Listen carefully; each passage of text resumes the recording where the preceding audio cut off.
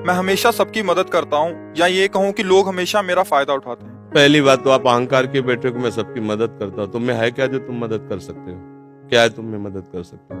न तुम्हारे में बुद्धि है, न बल है, न इतने बड़े धनी हो, कुबेर का खजाना तो है नहीं, और बुद्धिमान ब्रह्मा वाली बुद्धि तो है नहीं। तो आप क्या मदद कर सकते हो? किसी की क्या मदद कर सकते हो? व्यर्थ का अभिमान क्यों रखते हैं? भगवान कृपा करके यदि किसी को एक लोटा पानी तुमसे पिलवा रहे हैं तो इस बात को ऐसे क्यों नहीं देखते हो कि भगवान कृपा करके इन रूपों में मेरी सेवा स्वीकार कर रहे हैं, मैं मदद। इसीलिए तो तुम्हें क्रोध आ रहा है, क्योंकि कामा संजायते क्रोधा, क्रोधा स्मृति विभ्रमा, स्मृति भ्रंशात बुद्धिनाशो, बुद्धिनाशात प्रणश्यति। तुम ये कामना किए बैठे हो कि मैं दूसरों की सेवा करता हूं और दूसरे मेरी बात नहीं मानते, मेरी ये सेवा नहीं हुई। तुम उनसे सम्मान चाहते हो। हमने तुमको पानी पिलाया, तुम्हें प्रणाम करो, हमारी बात मानो, हमारे अनुकूल चलो। इसे सेवा थोड़ी कहते हैं। सेवा कहते हैं नेकी कर दरिया में डाल। सेवा कर दी, अब तुम गाली भी दोगे तो हमें स्वीकार है। तुमने जल पी लिया, आनंद से तुम मस्त रहो, हमें गाली दोगे कोई परेशानी नहीं। इसे कहते सेवा। सेवा करके सामने वाले को झुकाने की बात आना, उसे सेवा नहीं कहते। पहली बात, गलत हो आप, तभी आपके अंदर क्रोध आता है। यदि आप गलत नहीं होगे तो आपके अंदर क्रोध नहीं आएगा। कामा संजायते क्रोधा, कामना है तभी क्रोध का प्रादुर्भाव होता है। क्या कामना है? कि हमने तुम्हारा सहयोग किया, हमने तुम्हारा हित किया और तुम हमारा बुरा करते हो तो क्रोध आ जाएगा। अगर तुम हित कर रहे हो तो तुम्हारा बुरा कौन कर सकता है त्रिभुवन में?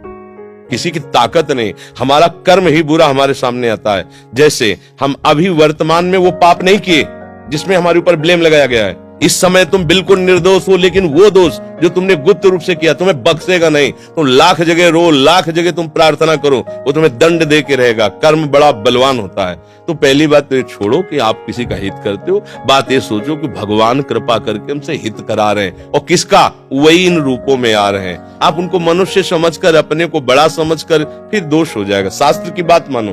भगवान कह रहे हैं मैत्रः करुण एव च, लेकिन निर्ममो निरहंकारा। सबसे मित्रवत व्यवहार करो, ममता न करो, सबको सुख प्रदान करो, लेकिन अहंकार न करो। ये अहंकार ही तो क्रोध रूप में परिणित हो रहा है भैया। दोष को खुद पकड़े हुए हो, दूसरों पे दोष देखते हो, कैसे सुधार होगा? बात सुनो, यहाँ मुंह छुपरी बात नहीं होगी।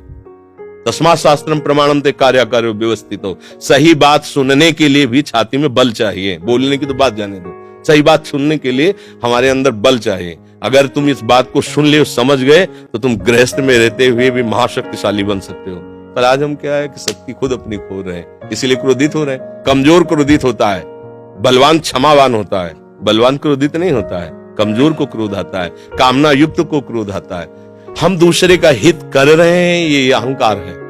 हम एक यंत्र हैं, भगवान यंत्री हैं, वो जैसा हमसे करवा रहे वैसा हो रहा है। हमें ये भावना रखनी है, हम करने लायक हैं। एक श्वास भी नहीं ले सकते इस तरह में, ऐसे भी नहीं कर सकते। अगर वहां से ऑफ हो जाए तो तुम एक श्वास नहीं ले सकते, फिर क्या होगा?